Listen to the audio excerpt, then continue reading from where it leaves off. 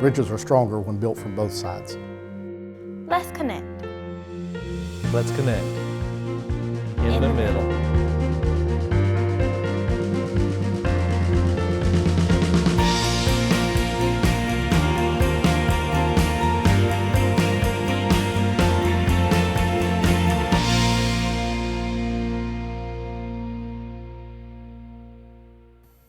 Hello and welcome to Building Bridges, a show on the Greensboro Television Network that highlights ways members of the public and members of the police department can interact with each other. I'm your host, Sandra Hughes. On today's program, we'll talk about bias-based policing. This topic remains in the news and is certain to be something that many residents want to hear about. I'll tell you today we have police department officers here, and we also have a group of very dedicated citizens who've been addressing this issue for several years. These citizens, along with some police officers from GPD, have formed a bias-based policing committee. We're going to learn more about their work right now. In our little living room here at GPD, we have Deputy Chief James Henson and Mr. Ed Cobbler. Both of them are members of the Bias-Based Policing Committee. So welcome to the show, gentlemen. And honestly, I haven't heard of this before. So Chief Henson, tell us what bias-based policing is. Well, bias-based policing is when an individual is stopped for the sole purpose of their race, their gender, or their religious background, or their economic status. And that stop is based on the actions of the police. And that is against the law, and we cannot do that.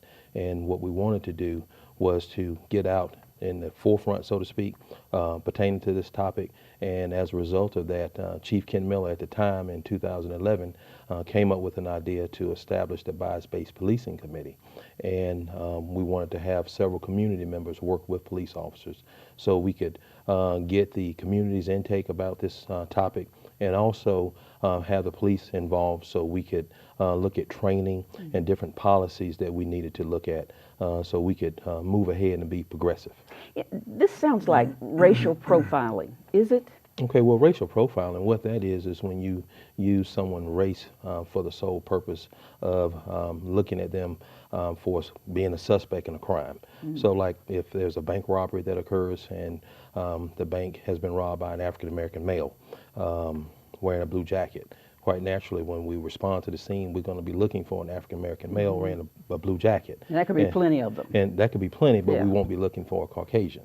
So that is racial profiling. So that is not illegal. It is illegal to partake in bias-based policing when you are, for the sole purpose of your contact with that individual, is based on their race, their gender, religious background, economic status, things of that nature. So that is illegal, and we wanted to get out in front of this particular topic and educate the community.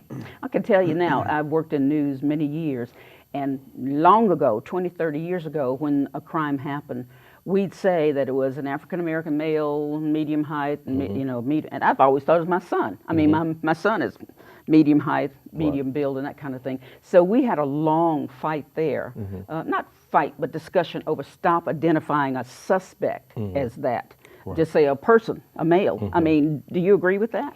Well, I think it's important for the police to have information that would kind of narrow our scope when we're looking for an individual that is a suspect in a crime. And so it's important that we identify that subject as being Caucasian, African-American, Black, Hispanic, because we don't want to stop an African-American for a crime when we actually should be looking for a Caucasian. So it's very essential that we have those identifying factors so that we can stop the right individuals. But it's also very important that when we are engaging with individuals, that we let them know why we're stopping them. So if by chance, because we've done it before, we've stopped the wrong person, it's imperative that we take the time to let them know why we stopped them so that they will be clear that we stopped them for the purposes of a crime that has just occurred. Now, you've gotten involved with this committee, haven't you, Mr. Cobbler? I have. Why? Well, number one, I was asked by my friend James Henson to be part of it, and I like to make a difference. Having been in law enforcement and now out in the public, I think it's very important to continue to build trust in the community, between the community and law enforcement. I mean, there's so many people well, I won't say so many, there are some people who do not have that trust. And I think it's very important as far as what we are doing and have done in this committee, because we've got some outreach programs and things like that, but we've developed a brochure and things in order to build that trust again. I think somehow it's kind of slipped away from where it was back in the 70s. My partner and I probably developed community policing before it was even known about. So that's when you were an officer in the 70s? 60s, 70s, and 80s. Okay. So what do you see different now, or is anything different? Better, worse, what? Well, I think it's better. I think the police officers, we were trained, a lot of training back then, 20-some weeks. With the academy, it's 26 weeks now. I think the officers probably are more educated. There's more degrees, even though we worked on those back then. But I see now that the police officers are getting more engaged in the community, which they should. I think we need to have more outreach programs where you have officers out in the community walking and talking, just so people will feel more comfortable with law enforcement. Because as you know, if we see the car behind us, or we see a police officer Yeah. in a public location, we tend to shy away, and that's unnecessary. Since this committee started, have you seen any positive steps forward? Yes, I have. Well, we've done a number of things. We created the brochure, and that has been distributed throughout the city of Greensboro. And that brochure just pretty much lets citizens know what they can do if they experience bias-based policing. One, they need to get the officer's name and badge number and contact our professional standards division so that we can look into that to see exactly what has occurred. We've also looked at our policies and procedures before, as far as the documenting of complaints that were coming in. All of those weren't really captured in such a manner that would represent the way we wanted to capture that information. So now we have changed those to where we document all of those complaints and we look at all of those. So we actually have a good idea of how many complaints are coming in as it specifically relates to bias-based policing. Now, your work in the committee, do you see things getting better or in that particular area? I do. Well, I'm a very positive-minded person, but yeah, I definitely see that things are getting better. We instituted the brochure about bias-based policing, and we've made that public to where we hand that out to the citizens. I'm going to hold it right here in case we can get a picture of it. Right. Go ahead. And I think that's been helpful. And our plans are to have more outreach programs. Odell Cleveland will probably talk to you about the program that we have had, which was very, very strong, very instrumental, very helpful, I think. And that's one of the things that we plan to do more of. Well, that sounds wonderful. Let me ask you, how do you approach a citizen and say, I want to do right by you, I want to help you, instead of I'm here to arrest you? Well, our core values, now, again, what we're doing is we're focusing even more on community policing, neighborhood-oriented policing. We're trying to be more engaging, more proactive, meaning to be there for the citizens. And a part of that, again, is listening to the citizens, finding out what their concerns are. And once we find that out, then we put a plan in place to address those concerns and those issues. Because before, police officers normally like to talk. And so now what we've done is we kind of take a step back, we listen more, allow the citizens more time to express themselves, their issues and their concerns, and then we provide feedback and try to address whatever issue or concern. And we feel as though that is really putting us in the right direction as an agency and really adopting the neighborhood-oriented policing philosophy. And you're the head of this committee, is that right? Yes, ma'am. I'm the chairman of the Bias-Based Policing Committee. Okay, so I guess you're busy training officers too. Well, we try to come up with different training modules to continue to educate our officers on the right way of doing business. When we came up with this committee, some officers were somewhat reluctant because they really didn't understand what was going to be the focus. But again, once we put out some of our training modules, they really began to see that, you know, this is not something that's out to hurt our agency. It's something out to make us stronger, give us a better understanding of what we need to do, how we need to conduct ourselves, and more importantly, also educate the citizens. Because again, I always say we have to work together, the community and the officers, so we can continue to build those bridges and strengthen our community. Now, being a member of the community, Ed, what would you like to see happen, let's say in the next couple of years? Well, I think I would like to see more outreach programs to where our committee, the officers that we have that are on the committee, and probably some other officers, being able to go out into the different districts and having some forums, having some group discussions. I think if the community would really seek out information about law enforcement, they would have a different perspective. There's too many people that don't have enough facts that stand up and talk about certain issues, and they really are not educated about those issues. We're hearing about that all the time. Right, aren't we? we certainly are, Yeah. and you know, and it disturbs me because our new chief, he has an open door policy, and he welcomes anybody to contact him, have lunch with him, have coffee with him, and you know, I see that as a great opportunity, and especially for our police department to get better, to get stronger, being more proactive, and working with the citizens. I mean, that's what it's all about. I mean, the community and law enforcement working together, that's a win-win. You can't beat that, can you? You cannot. No. How many people are on the committee? We have about 12, just to name a few. We have Dr. Goldie Wells, Dr. Barbara Lawrence, Dr. Bob Davis, Pastor Nee, and of course, our good friend, Brother Ed Cobbler. And I call him brother because he is my brother, and I love him. I've known him for 100 years, really? so he's my Okay. granddaddy. Okay, all right. And we have a very diverse group of officers. So we come together and we work together, and we don't always agree, but our main purpose is to establish policies and procedures that are going to make our police department better and educate our community in such a way that we create better understanding and dialogue. So is that committee going to stay where it is at 12 people, or are you getting more members? Well, right now, you know, sometimes we'll take in a few more members, but right now the magic number is anywhere from 12 to 14. That's a good number, but sometimes some of the members elect to basically go on with another adventure in their life, and then we'll replace them. So right now, we're continuing to move in the right direction, and I think we've done a lot of great work. Have you seen anything in particular that this committee or committee members are doing? Well, I'm impressed with the people that we have and their concern for the community, their concern to bridge the gap between the community and law enforcement. Everybody that's been on this committee has been very dedicated. They were instrumental in the brochure and have been instrumental in the resolutions that we have worked on that the community will hear more about later.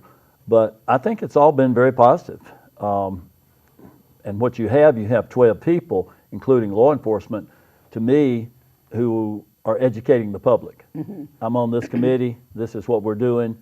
When they go into their groups, they go into their churches, their civic groups, and they're talking about it. So you welcome telephone calls, letters, emails from people who are not on the committee, but other people who want to know certain things. Do you welcome that kind of feedback? Yes, ma'am. We welcome that anytime. How could they get in touch with you? They can call the Office of Community Engagement, 336-373-2636. That'll be the that's best fast. way. Do that again. Okay. Slow it down. 336-373-2636. Okay. That'll be the Office of Community Engagement, and then they will transfer you to someone who can help you. If all else fails, just call the main number? Well, you Was can call. that the main Yeah, number? that'll be the best Okay. number, or you can call our watch operations, and that is 336-373-2496. Okay, good. And what about these brochures? I'd love to. I haven't seen this before, so when you leave, I hope you'll leave that for me. We to certainly read. will, and we do have We have more of them. We do have additional copies Good. of those. So again, if they could contact either one of those two numbers, we'll be more than happy to get one to them.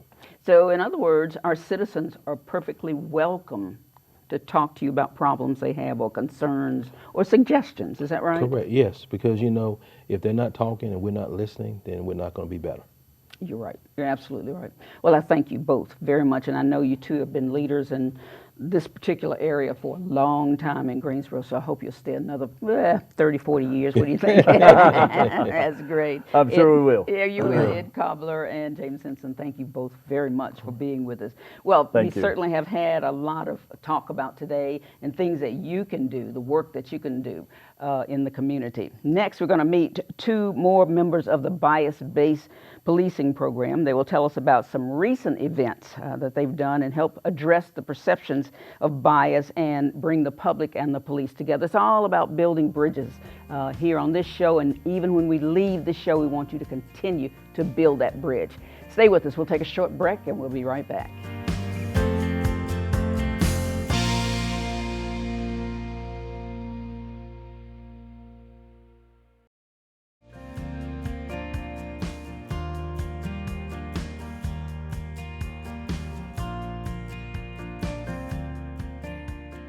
Welcome back to Building Bridges, a monthly show that brings together police officers and community members to make our city safer. I'm your host, Sandra Hughes. Today we're talking about the Bias-Based Policing Committee. I'm going to say that again, the Bias-Based Policing Committee, and how this partnership helps address concerns about unfair policing and how it serves as a bridge connecting the public and the police. Joining me now are Reverend Odell Cleveland from Mount Zion Baptist Church and Captain Sean Gladio from GPD. Now, before the break, gentlemen, we heard some things about how the committee was started and what they were doing. Let me hear from you about what you think it's done in the community you're in. Well, Sandra, a lot of people ask me the question in the community, Odell, why are you even involved in bias-based policing? Yeah. And my answer is simple. I believe that our family was a victim of racial profiling.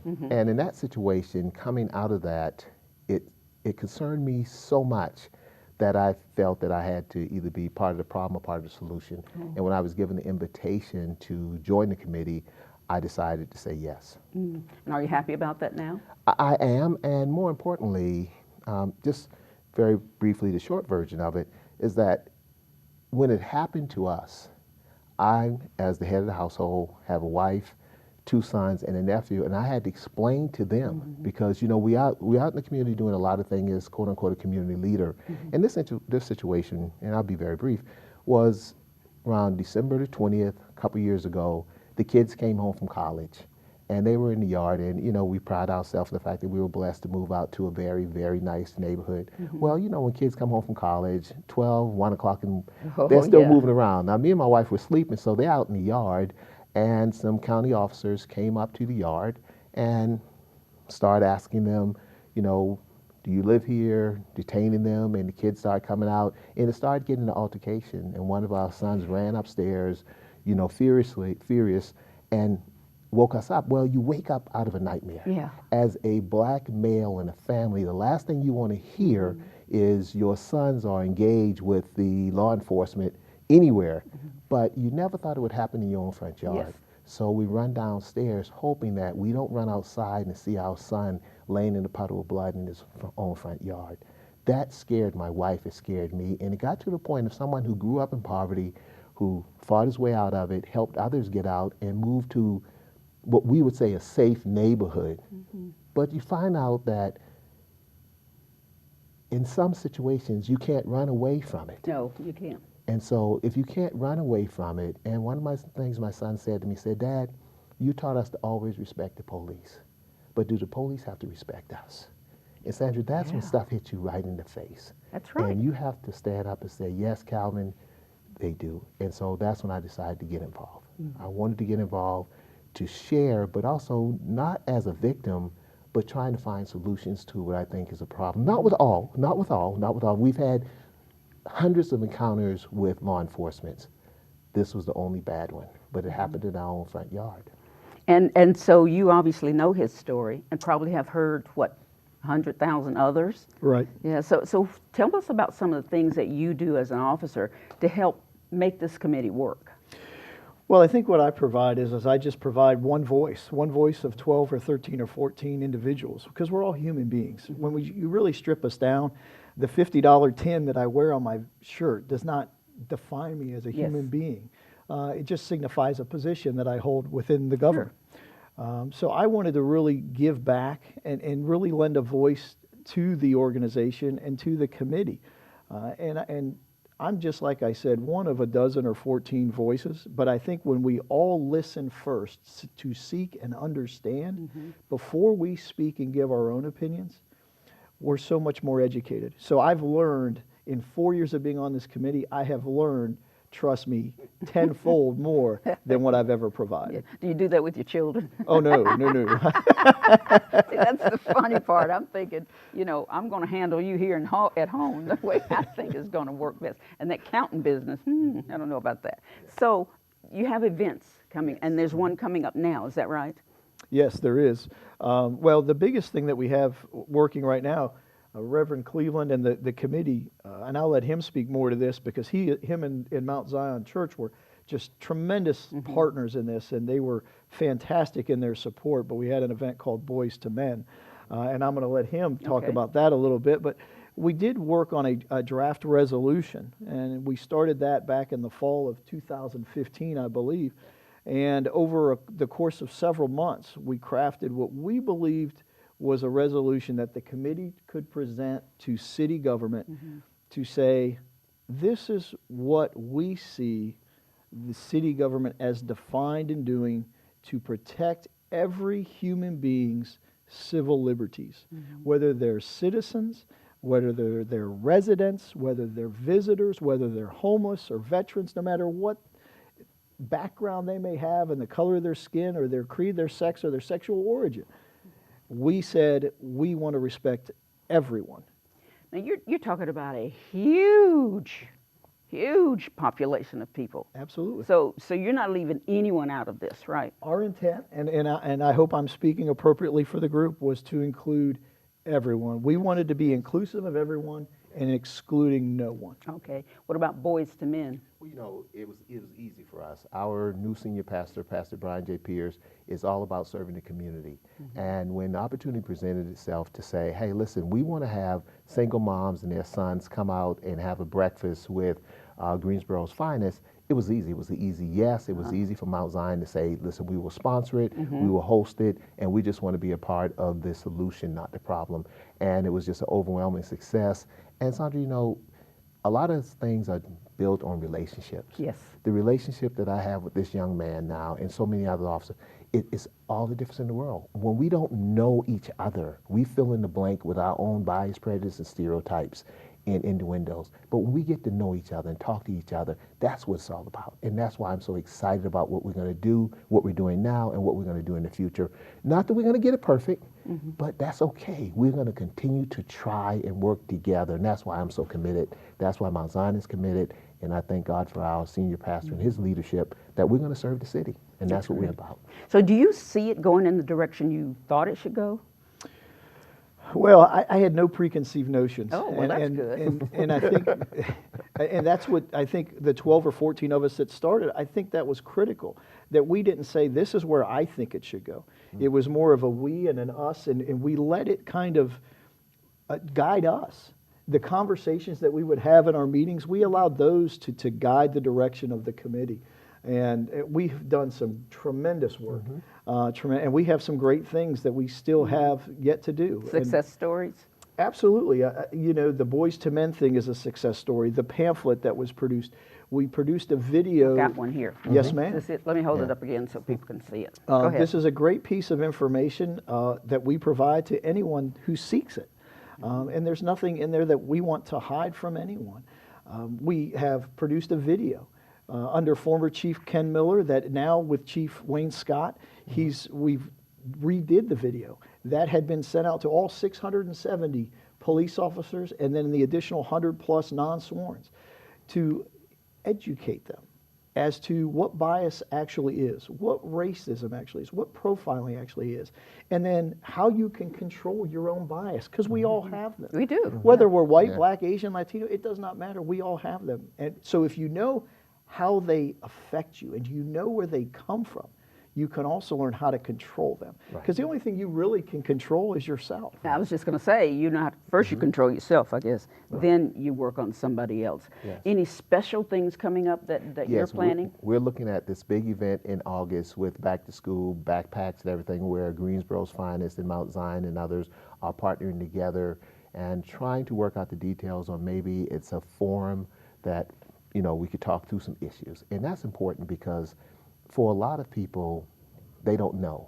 And what we're trying to do as a faith community is to take that away, that yes, you do know. Yes, you will be informed. Yes, we're going to work together. Yes, we're committed to embracing each other and walking this path together. Because it's so easy, Sandra, to say, they're on this side, we're on that side, but it's so hard to find common ground. We have to work for it, because we're not looking for holy ground, we're looking for common ground. That's totally different, isn't it? Yes. Yeah, it is. Yes. You know, as I watch TV, and for some reason, a big TV watcher, and see a lot of police shows, do you like what you see on TV? Well, no, I don't like what I see because I believe that they provide a false narrative. It's easy for folks to watch a CSI or Blue Bloods or whatever the common show is and to get a false perception about what law enforcement actually is. And the Greensboro Police Department, through Chief Wayne Scott, we have a police citizen ride-along program as just one of our outreach efforts. So our community can actually ride with a sworn officer for 4, 5, 6 hours and get to see what real policing is all about and what we actually do every single day. Then we have things like the Citizens Academy, where you take some of the exact same training that we go through to get a different appreciation and, like Reverend Cleveland said, an understanding of exactly what it is we do. So that false narrative is sometimes extremely difficult to overcome, but through education and through outreach and through things that this bias-based policing committee is doing, I believe that we're going to be able to change that narrative and give people the factual, proper narrative that we deserve as a profession and they deserve as our constituents. So how do you feel about what you see on TV? Well, it's not as much about what I see on TV as what I see on the social nets. Because now with Facebook and everything else, it changes. It's not TV anymore. It's everyone's their own producer. Yeah, that's true. And now when you get to that perspective, and we have millenniums and others who they get their information from someone's Facebook feed or someone's telescope or all those type of things. So for me, it's beyond TV. Now it's the point that if we can get them the information that they need, and that's the most important part about it, is answer some of the questions. Let people know about the Bias-Based Policing Committee and what we've been doing and the resolutions and all that kind of good stuff. That's when you get them the true information and go from there, because perception is reality. That's true. But I hope that people that are watching this show right now will listen to you and get in touch with you and tell you what they think, what they see, what they would like to not see anymore of. Yes. I can tell you, officer, that I rode along with a police officer, many years ago, and I was sitting waiting for her to come in, and she was about that tall. And I said, no, I want a really great big police officer. But she was trained so well, and we had a wonderful time that night with me watching her do what she does on the streets all the way up to midnight until I'll never forget that. And so I wish other citizens, I mean, almost every citizen, get a chance to ride along and get a whole different perspective of what it's all about. Such a quick question for you. When you start thinking about periscopes and everything that's going on with Facebook feeds, you've been in the business for a small amount of time. How does that change the narrative on what's actual truth? Because people see what they see now. I'll be honest with you, I am scared to death of social media because it can serve a good purpose, but I've seen it serve purposes that cause people to be killed, commit suicide. And that's, of course, I've got 2 grandchildren, and I don't want them to be involved, get caught up in that kind of life, and they may do harm to themselves or someone else. So I'd love to go back, and I know I'm going to be killed for saying love to go back to how it was when I was in television. I mean, we sat at the desk, and we literally gave you the news of the day. We didn't, jump around and say, oh, let's have some fun. It's not fun all the time. So I'd give anything if we could kind of change. But the problem is so many cable channels. Right. If I sit here and I'm boring to you, you could just use that remote and switch to something dangerous. But the great thing about we're doing 21st century policing, 21st century community networking, 21st century. So we're evolving with our reality, because what we deal with out there, whether it's in the faith community or Greensboro's finest, is our reality. It is. And we have to address that. And we need to take control of it, because There you you go. know, whereas I don't do a lot of that stuff, and you two probably don't either, our little ones are. I mean, they are into it. So you said we too old to do it, Sam? No, just too old to want to. That's right. Yeah, no. But it's really interesting, and it's interesting where we're going. Yes. And it's probably going to be beyond our lifestyles before we get to the others. Well, I want to thank you both. This has been very enjoyable, and I know I'm glad to hear about this bias-based policing now, and I hope a lot more people will look into it and figure out what they can do, you know, to get involved. And I would imagine that you don't have any problems with others getting involved or calling you about it. We encourage it. Good. Well, as long as you do that, that's the best it can be. Well, you two, thank you very Thank much. you. And I hope I'll run into you on the street, not literally, but, but I'll see you on the streets. It's certainly been a pleasure talking with our guests from the Bias Police, see, I can't say that thing, Bias-Based Policing Committee, right? Yes. Right. Bias-Based Policing Committee. They have helped us appreciate the partnership that really addresses perception of bias and brings together the public and the police on this issue. Bias in policing is a sensitive subject, and the folks on the committee have been facing it head on and doing amazing work in making the topic more understandable and not so frightening. The Bias-Based Policing Committee is a great example of members of the public and police building those bridges. Let's do that. Until next time, I'm Sandra Hughes. Be safe. This show was funded in part by the Greensboro Police Foundation, an independent nonprofit organization whose mission is to enhance Greensboro's economic strength by promoting the safest city possible for its residents, workers, and visitors through support of the Greensboro Police Department.